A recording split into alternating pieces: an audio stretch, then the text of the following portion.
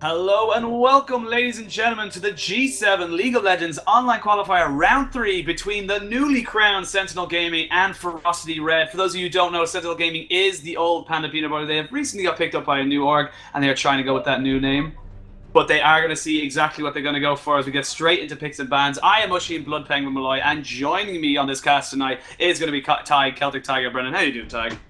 I'm doing well, and I'm not too surprised to see the Karma ban. I think it's number 13 Karma in EU West that Sizzle is out of probably 13 Karma players, but at the same time, he is quite impressive on that Karma. We have seen it not in the tournament, but elsewhere, and it gets banned out immediately, and Lulu banned out against Coco, Nidalee against XJ. Yeah, it's actually going to be interesting to see what kind of bans they push against the top lane here, because we know Boosh, he's kind of hyped up as the kind of, the big top laner. He was challenger, or challenger, as some of the Irish guys like to call it, for a while. He's definitely very solid threat, but you can't let up the kind of, that kind of focus just go onto just Boosh. You have to spread it around, and we do see a little bit of love coming in and out there. Graves going to be banned out as well as the Lucian, which I wasn't actually expecting. Sonic getting a little bit of respect. The Fiora does come through, so there are all our bans there in front of us. Let's see what a Sentinel game we want to go for. And I expect Sentinel to pick up the Tam Kench right about now, because that is what Boosh has played in the last 2 games. It has been left up, it's extremely strong. I don't understand why he wouldn't pick it up now, unless there's something else they consider a priority. On the other side, I think banning the Lucian against Sonic is smart, because he's such a big carrying influence of a lot of these games, and that is the Tam Kench picked up for Sentinel there as we talk. And I actually just got informed in the meantime that he is actually rank 1 Karma EU West at the moment. Still, out of 13 players, not that big of a deal. However, moving on, the Tam Kench does get picked up, a staple of Boosh's champion pool. Gonna keep him and his carries pretty damn safe as they work towards those team fights if they want to go for that as well. And we're pretty much seeing what a lot of people are expecting to be the final for G7. The 2 teams that are pretty damn high up there, Ferocity Red and Sentinel Gaming, aka Panda Peanut Butter, are both on 2-0. Winner of this match does take sole possession of that top spot and really sets the tone for that second half of the season, because we are at the halfway point now where teams, if you are at 0-3, it's going to be very, very difficult for you to get back up. And at the same time, 1 and 2, not the best situation you want to be in either. As we see now, the Gangplank going to be picked up, as well as the Caitlyn. So that's going to be a lot of ranged kind of, siege power coming in out of the side from Ferocity. I think Caitlyn's an excellent pick for Aserad, as he's a really good consistent damage dealer. He's not a huge playmaker himself, but he sets up fights quite well if he's allowed to scale up on something like that Caitlyn. On the other side, I think Gangplank's an interesting pickup here. We haven't seen him pick it thus far, but it's an extremely versatile pick in the sense that it can be used in wave clear team fights, it can be used as a split pusher. It depends how the game is going and how they want to form the rest of their comp. And what I like about those 2 picks as well is they give nothing away about the rest of the comp. They can play to any form of strategy right now. Yeah, right now it's kind of Gangplank can go into the mid lane. Stark has played a little bit. I do imagine Zizzle will get it though in the end. And we still see now, the one-trick pony. Will they lock in the Janna for Hustlin'? And not that the Janna is a bad pick, it's just that we don't really see Hustlin' play many other things recently. To be fair, he did play Janna Light in the form of Nami last game. But Janna Light. But we do see Elliot in the meantime pick up that Elise. He had a good showing with it in the first game, had a better showing on Zac in his second game. Maybe looking to get back to that Elise he likes to play so much and have a really big showing again. Yeah, it's going to be really, really, really tough now to see what really interesting, I should say, what Ferocity want to go with there. So they have the jungler to pick. They could maybe leave their mid laners. They could actually pick up their jungler and their support off this rotation of bans and leave that top lane or mid lane for a counter pick, depending on which way they want to work it. But kind of keep the safety on the AD carry seems to be kind of the name of the game here from Sentinel, as they seem to be really focusing on that kind of hard disengage with a little bit of a pick comp as well. The Alistar would be a nice pickup here. We saw it in the last game, very versatile support in the sense that it does pretty much everything you'd want a support to do. And of course, Kappa has played a lot of Alistar, so it wouldn't be particularly unusual for them. They are looking to pick up that Braum instead though, and they do go for that Mundo, almost certainly heading into the jungle for XJ. Yeah, that's going to be done with those. So they leave the top and mid lane semi-open there. So this is actually a really good draft at the moment for the side of Ferocity in terms of they're able to pick and choose what lane they want to go for. They're going to wait to see what they pick up now on the side of Sentinel. Coco Pops He's one of those kind of staple mid laners at the moment in the R scene. He never really wins that hard, but he'll never lose. And that's the big thing for him right now. Is that he just has he's such a strong backbone for the Sentinel Gaming side that it's just almost kind of, if you break him, even though you can try break him, it's not really going to be enough because he's just so strong and consistent. Yeah, and he's played Victor and I think it was Lulu the game before that. This time we see the Lulu banned against him. I'd expect something like the Victor, just basic zone control mage, can pump out damage, but is more about just simply helping and facilitating sieges. Now we've still got a little bit of time there left in the bans. Will they go with the Ezreal and the Victor in the end? So Poke kind of comp with a little bit of wave clear there from the Victor. I do have to think the Victor's a pretty good pickup considering if you looked at every other pick on the side of Sentinel Gaming, very little wave clear, so that's a strong one there to keep them safe. And wait to see now if we want to go, what they want to go against it. Do they want to put the Gangplank against the Victor? Do they want to counterpick that Victor with something else and leave the Gangplank in the top lane for Zizzle? A couple of different things they need to go for, and I really think that they really need to think about this hard because they could have an opportunity to really get some strong lanes going for them if they pick the right champion. What I really like about Ferocity's draft as well is the fact that they almost called out, knowing that Sonic and Coco would be looking at those pokey-based picks, especially now that they already have the Janna, and they picked that Braum early on, so they still get the counter pick, while they also get a pick that's really good against what's being drafted against them. It really, really is. Let's see now what they go for. They actually end up going for the Kindred.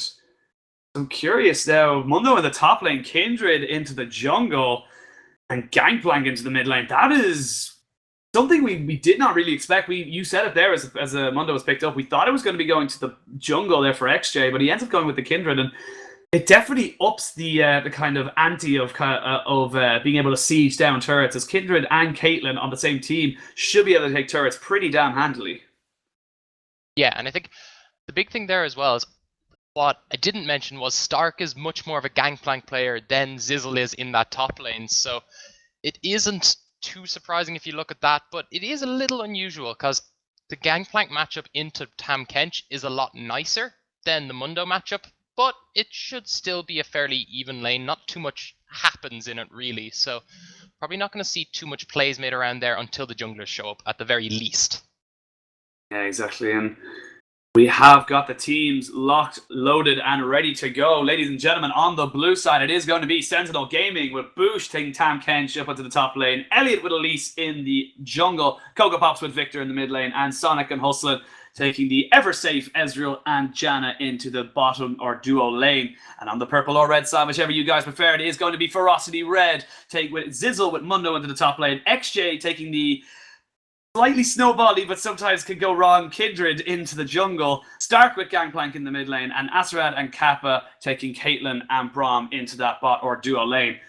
Looking at the two comps, they're pretty even in terms of what they want to do with their two comps, apart from the Ezreal, which really just wants to scale up, pick up those 2 or 3 items, the Man Immune, the Iceborne Gauntlet, and then the Blade of the Rune King, and then just kind of go from there. It's pretty much the same comp either side, so which one really has the advantage with this? I'd say with the Braum, it's a slightly bigger advantage in terms of what Ferocity have, and on top of that they have the Kindred as well if they do get all in by something like a quick Victor combo or a good catch by the Elise, or even if Tahm Kench somehow managed to get in there. So as long as Ferocity play the comp, if both teams even played the comps they have perfectly, I'd put it in the favor of Ferocity. But we have seen more consistency from this, what was the Panda Peanut Butter side, now the Sentinel side. Specifically in the bot lane is where I'd be looking for them to pull an advantage, and I think Elliot should be looking there as well, because if Aserad goes down early, it'll start getting pretty difficult for him to outtrade Sonic and Hustlin in this bot lane. Really, really well. And Sonic is known as kind of one of the higher AD carries in the competition. Definitely carried a good few games in recent times, so it's definitely something they need to be very, very aware of as well. Make sure he doesn't get snowballing anytime soon, and make sure that they keep him under wraps. But I'm curious about this top lane. This top lane is one I haven't seen myself. I have not seen very much of Zizzle. I've seen a load of Boosh, and Boosh is pretty much not stomped, but he's done very well against 90% of top laners in Ireland. as of this day. And I really want to know what Zizzle can bring to this team and what he can bring against Boosh to really shake this kind of, this matchup up and try and get something from it.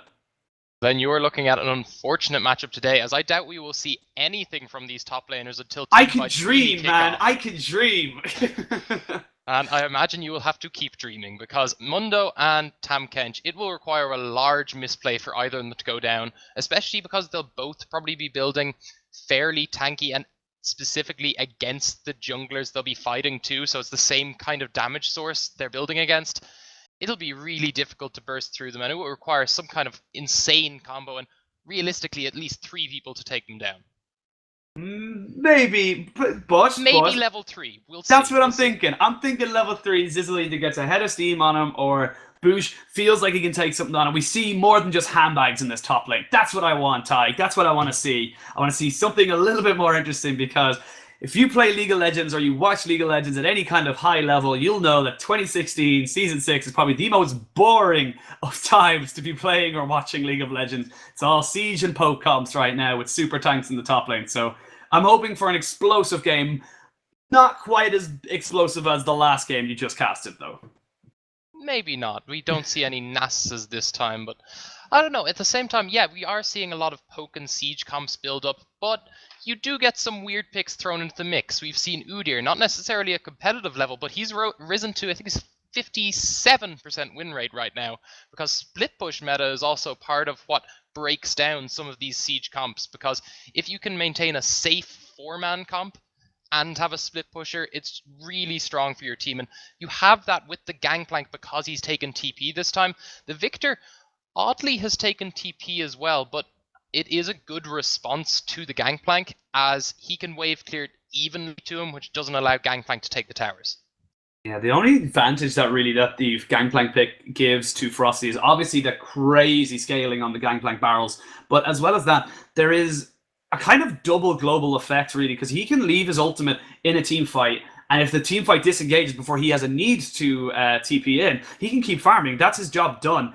But he can also drop the ultimate and go into the team fight as well. So he's already doing damage before he's even arrived. So that's something that Coco Pops is going to have to be very, very aware with. And we generally see Coco Pops with the team, apart, like not usually away from the rest of his team farming or anything like that. So it should be interesting to see if his playstyle changes, if he just continues and uses it as a farm, as I like to call the Rek'Sai ultimate, the Void Horse, the farm alarm.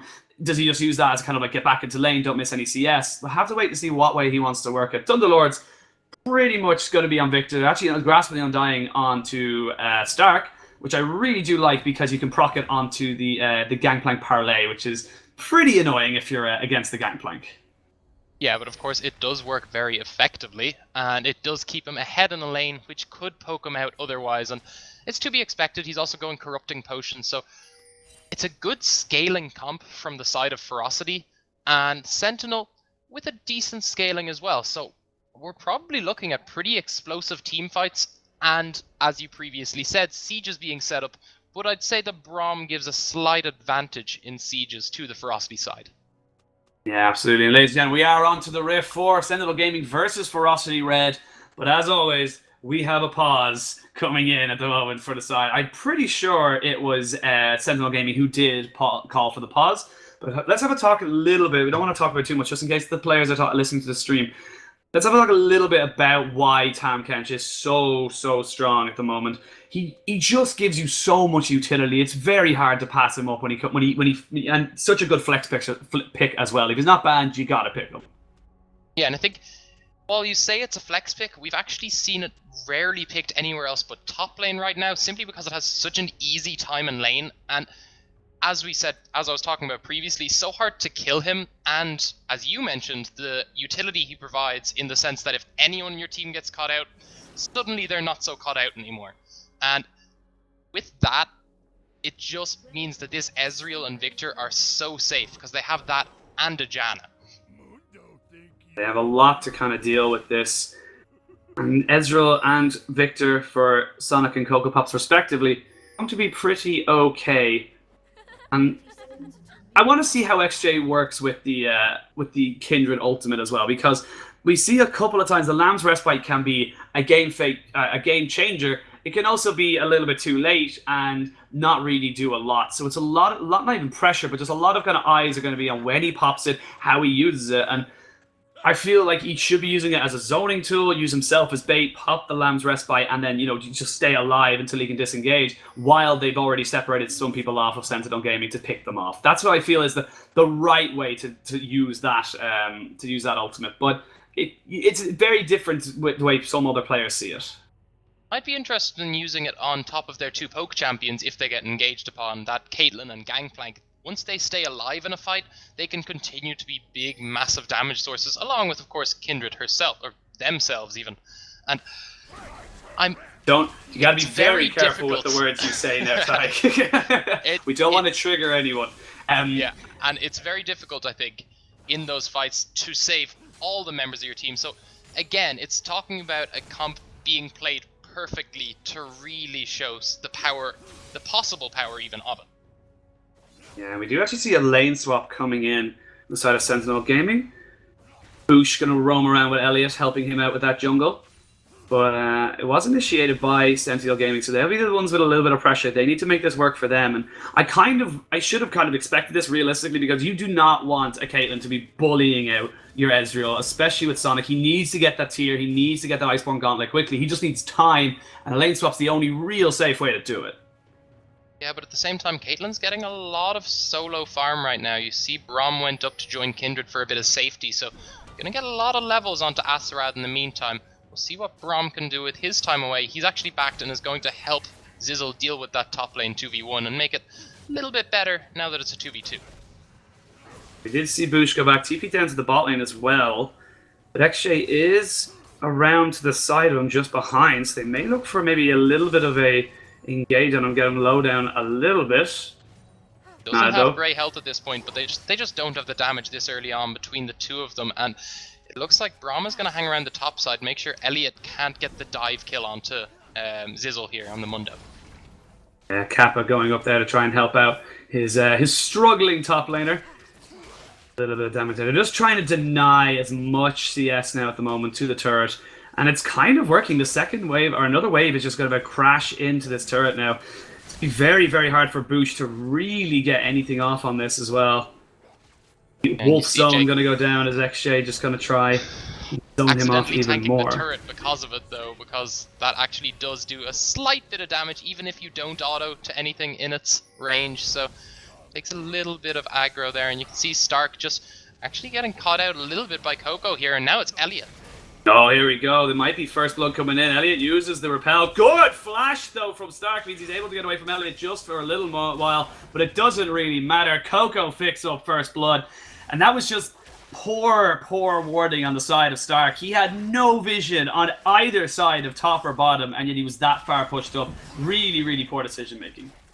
Yeah, and again, while Gangplank does have the CC removal in that remove Scurvy, if he's in a bad position, he has no mobility to get himself out of there. And especially this early on, that's something you really should be paying attention to when you have an early ganking jungler like Elise. You really, really should. And that was a good rotation there from Elliot, who was able to pick himself an assist there. But it looks like this lane swap hasn't quite worked out. Actually, he's just been staying in this bot lane. He's going to be able to take this turret down now eventually. 2 more auto attacks should do it. Not quite. XJ does get the last one down.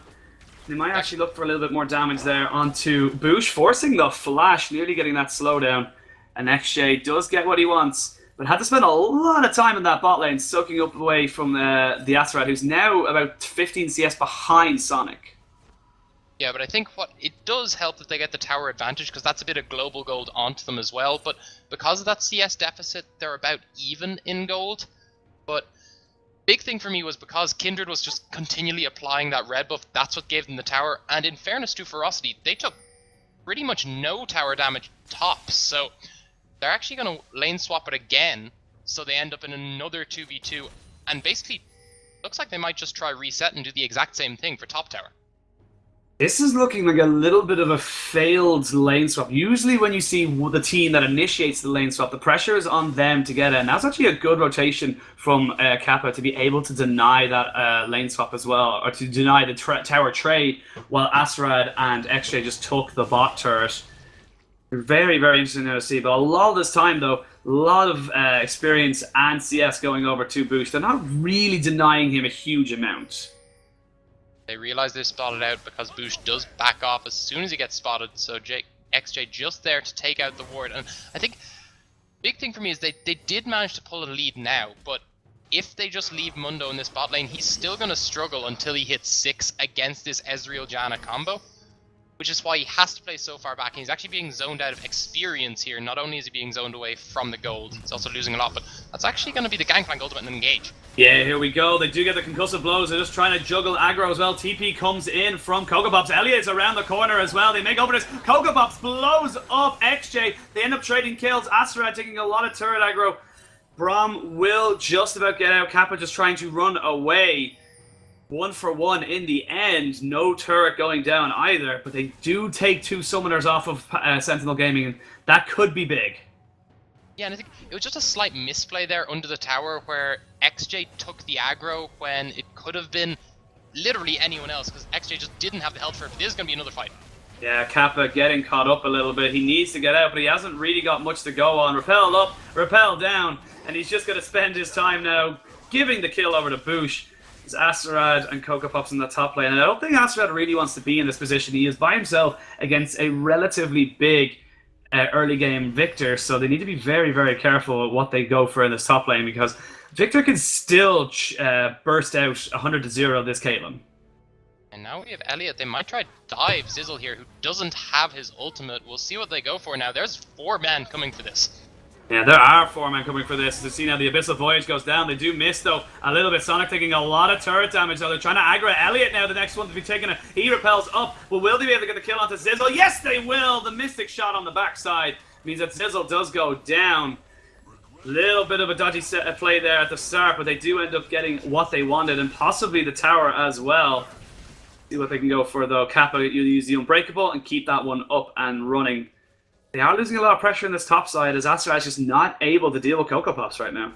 I think Zizzle played that as well as he could, though. He almost killed 2 members there. He actually managed to tank them up perfectly without an ultimate on Mundo, and without really any items. He's sitting on a Kindle gem right now as his only tanky item, and it means that they weren't able to continue the siege, so basically single-handedly saving the tower then, with Kappa showing up in good time as well to use his Unbreakable to, again, shut down a siege, which is the power of this Braum pick. And because they forced backs, because it took so long to try dive the Mundo, they get a dragon. I get a dragon, and they're going to get a Kindred stack as well, which is going to be pretty damn nice for XJ. He's going to enjoy that, going over to his stats. But again, first dragon goes down at the 8.5 minute mark, which means we're on for a 36-37 minute Dragon 5 if Ferocity want to go that route. So something that Sentinel Gaming really need to be careful of as well. They don't want to end up losing too much pressure in this bot side or against the dragons, because they could end up losing the game just by default off those 5 dragon stacks. And now we're seeing the lanes will return to what could be considered almost standard lanes. The bot lane's going to be in the top lane, but apart from that, we are looking at what will be a 2v2, although Janna is roaming around there, might make this 2 2v1s instead. And we have yet to see a standard lane, except for this mid lane, which of course did get interrupted by Coco heading to the top. Yeah, this is why we don't call them bot lane anymore. We call them duo. We have to respect that they can lane swap, and we have to call the top laner solo.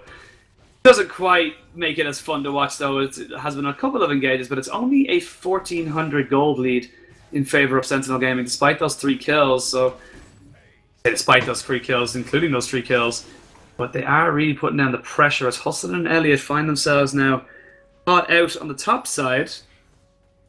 What way they want to do it now? It's a 3v3 on this top side. Gangplank going to make his way as well. Start looking for maybe a fight here. Might go for something, but they just got to back away. Actually, I really hope Gangplank Ultimate wasn't up for that dive in the bot lane, because that could have been a huge play. But at the same time, yeah, the Gangplank Ultimate is like a huge power play that Ferocity have, and it's something we talked about previously. But again, I think if they use that correctly, they could win out in these continued lane swaps. Yeah, absolutely. The Gangplank Ultimate is definitely a big factor. He's actually only Stark is 30 CS down in this mid lane already, so Cocoa Pops, as we said, he might win and in terms of solo kills or anything like that, but he definitely knows when to go hard and when to go home. As we see Sonic gonna get stunned up, they're forcing the Janna ultimate out of Hustlin. That's going to be a big cooldown now. They need to be careful. They might get dove on this top lane, as that top tower on the side of Sentinel Gaming is not the healthiest either. That's about half health, but still, they can still do a lot of work, especially if they can get another concussive blow stack on them. At least just backing there, so not going to be too much of a help in any form of dive, but at the same time, that Elise, she's 0-3 at this point. Elliot has been doing work, decides to go for a Cinder Hook instead of Runa Geckos though, just really looking to facilitate his team and not offer any damage himself, and that's going to be the Gangplank ultimate. Gangplank ultimate onto Boosh, but Boosh didn't even need to flash away. They are trying to go onto it now. Zizzle pops the sadism. They're going to get the Grey Hell of Boosh, but it's now a 3v2, and this is a really bad situation for Xshay. He pops the Lamb's Respite, but he gets chucked back into it. Boosh flashes away, but it doesn't matter, as he just gets jumped out. Stark picks up down though. He came into the fight a little bit late. He's trying to go into Cocoa Pops. Elliot just gets in and gets the bite down, able to pick up that kill. It's a 2v1. Zizzle flashing away, should not be able to live through the red buff. And Cocoa Pops picks himself up another kill. That's going to be 4-0 victor for Cocoa Pops. He is starting to look so scary, and these engages, that Gangplank ultimate just wasn't ideal, and it's really kind of baiting the side of Ferocity all the time, and I don't really know why they're kind of going for these crazy engages when it's not going to work. Yeah, and considering their comp scales so well, they should really be looking for safer plays. Don't need to use the Gangplank ultimates to start pulling ahead or even evening out some of these gold advantages, but they have done, and it has cost them thus far. Now all they need to do is not get caught out with plays like this. Here we go. Boosh did TP in. They have got the concussive blows starting to stack. They did force the TP out of Zizzle as they look to try and maybe kill off Boosh. As we see now, Sonic has joined the party. They do get the concussive blows stack off on top of him. He eats up Kappa. Kappa taking a lot of damage though. They need to protect him a little bit. Grey Hell pop. Acerad in a little bit of trouble. He goes taken very low. Boosh is almost dead. They need to just try and fix him up, but the heal has been popped. Acerad Sonic is blocked from his Q. They're going to jump at the Sonic, and that is just going to the wrong side of the fight. They pick up a kill. So many low health bars though on the side of Ferocity, and everybody from the side of Sentinel Gaming is coming up the thing. This could be really bad. XJ needs to try and defend his team away, and so does Dizzle. They're trying to go for this. Cocoa Pops has a lot of damage. They don't want to group, but as I say it, they get one kill there with the laser and the tongue lash. As they go and try and get onto XJ, they're trying to defend this turret. I don't think they can, and it's still a 1-for-1 as of the moment. They have got the Gangplank cannon barrage if they want it, but it looks like they're going for kills. They may be able to just back away from this. And they have to back away, because what happened there was they were baited in by the Tahm Kench so hard. They spent all their resources trying to take out Boosh, weren't able to, and for some of them, I think half the team had Ezreal in range for most of that fight. Could have just turned on him, then turned to the Tahm Kench, or even the rest of the team that were slowly coming up. But in the end, Boosh almost gets a kill onto Kappa, does go down, and then, or doesn't go down even, it's actually, once they turn onto Sonic extremely late, they still get the kill, even though they could have killed him so much quicker and saved themselves a lot of health. Yeah, Sonic very much mispositioned, but was not punished by it. As we see now, Elliot and Hustlin hiding off to the side. Stark and XJ and Kappa collapsing in on top of them. They need to get out of there. I feel they're not too careful. Could get caught out a little bit. Elliot going to steal the Raptors and a ward for his triples, and that's going to get him nice and safe. Gangplank allowing barrels. the Victor to get ahead is really cost. Just the amount of damage he's putting down in these sieges just is not responded to by Ferocity at the moment, because Kappa can't really tank up the full laser. It's pretty difficult for him because he hasn't built any MR at this point. He hasn't even finished a single item apart from his boots. It's going to be a pretty hard time for him. And I just feel like there's so many opportunities for Ferocity to make plays, and then they don't make that one, but they make a very odd one in return. That doesn't quite go to plan. It seems to be a recurring theme with them at the moment in this game, where they look to go for something and it just doesn't quite work out in the end. And Boosh, letting him have Tahm Kench just seems like such a strange thing for me. Just purely because we've seen exactly what he can do with it. We can see exactly how annoying it can be, even on support.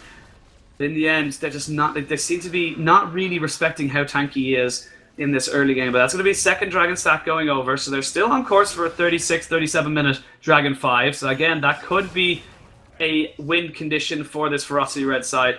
But they are going to lose this outer tower. Well, it's just not really much that Stark can do. And it is going to go down as the rest of the team comes back, just in case a dive was planned. Nothing happening though. And I think the big thing for me is the fact that you're talking about plays that Ferocity could make and how they're not making the best ones. The fact is, if there's a risk to the plays, they don't really need to make it at all. They could just sit there and try wave clear. I think the Mundo pick is costing them in the sense that it doesn't offer any wave clear, and Tahm Kench can quickly push the wave into him. But apart from that, if Coco wasn't so far ahead, he'd be struggling to poke them out as effectively as he is. But because he's sitting on 4 kills and 2 assists, it's forcing Gangplank ultimates as soon as he walks near a wave. Yeah, the cannon barrage was forced out of him, and that's a big ultimate down if a team fight does spark out in the next minute or two. Really need to start being careful with which way they want to go for this hustle and clearing out more and more pink wards. And yeah, this is kind of standard game at the moment from the side of Sentinel Gaming. We're used to seeing this one. And I don't know, this Gangplank pick just doesn't seem to be working out as of yet. Yes, it is a late game scaling pick, but you need to, I've always said this before, you need to get to the late game before you start thinking about it. And the Ezreal and the Victor are not exactly going to fall off as heavily as, say, a Pantheon will, so they need to be very, very careful. Yeah, both teams scale well, but it is Ferocity that would have had the edge.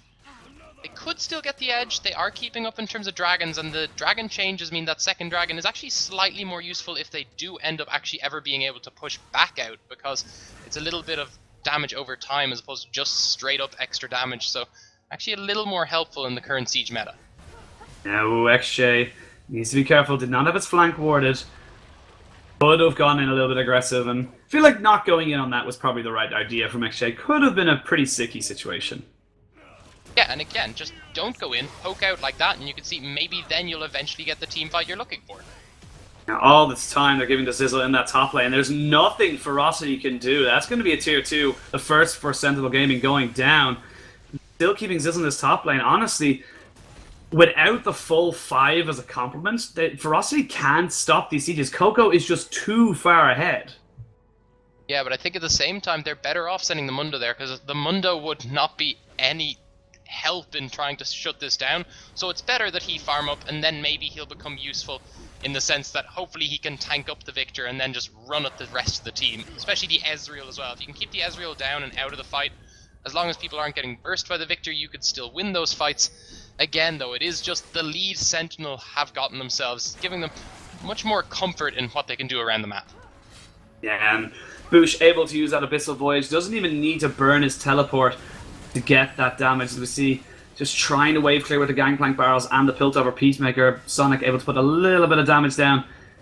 Don't feel like this siege is going to work too well without the Boosh roaming about, but they might still continue to go for it. They've got a load of zone control with those Victor lasers and the Ezreal Iceborne Gauntlet procs. That's something they need to go for. Kappa just trying to get a little bit there. They get the cocoon out of him. Here comes the teleport though, and that's a lot of damage down to Coco Pop. But they will end up trading a 1-for-1 in turrets, or maybe not, as we see an engage. Here we go. Kappa trying to jump onto Boosh, and everyone just going in. Grey health has been popped. Sonic and Hustlin really going. Zizzle really needs to try and get his team up with him. Asura gets stunned up, but it doesn't really matter. Zizzle nearly goes down on the backside. They saved the turret. Nearly picked up some kills, but a good ultimate from Hustle means they are able to get out of that. And honestly, this turret shouldn't really be that long for this world, as they can just continue the siege up, and there's nothing that Ferocity can do about it now.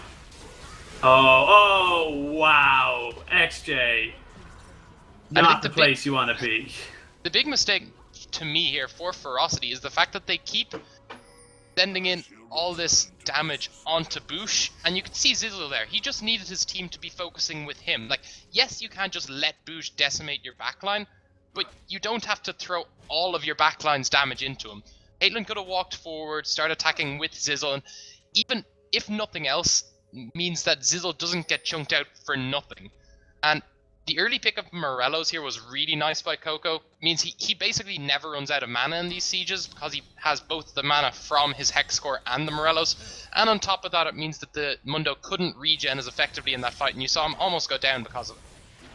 Now we're probably going to have to see a percentage health item coming out from either the Gangplank on Stark, or Stark on Gangplank I should say, or Aserad's Caitlyn. But who do you put that onto at this stage? Because Bork doesn't quite work with either of these champions. You've got to be looking at the upgraded Last Whisper item. And even then, they shouldn't really be building it that early either, as we see Zizzle might be getting caught out. The slows are relentless, but this is kind of where Ferocity want to fight, in small corridors where they can just get big AoE damage down. Boosh taking up a lot of damage again. It's going to be Koga Pops getting chunked out to about a third of his health as well. Everyone jumps in line of the ace in the hole. This actually could be a decent situation for the side of Ferocity. They have got XJ and Elliot kind of doing their own little 1v1 onto the side. What way they want to work it, I don't think Sentinel are going to stay.